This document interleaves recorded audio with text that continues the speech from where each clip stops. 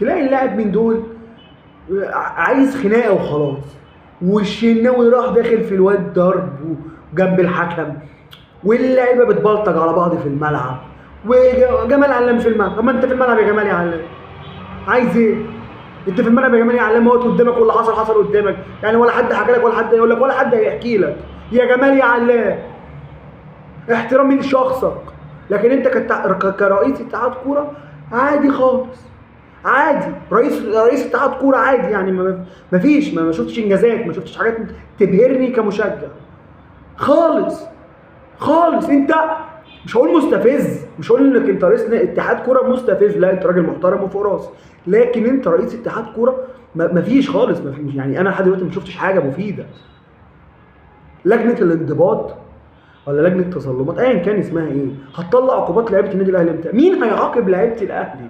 هم لعيبه الاهلي فوق العقوبه، فوق ان هم يتعاقبوا. كريستيانو رونالدو وليونيل ميسي بيتعاقبوا، كل الناس بتتعاقب. ايه يعني؟ ايه يعني لما لعيبه الاهلي تتعاقب؟ هم انبياء ما بيغلطوش؟ خلاص معصومين؟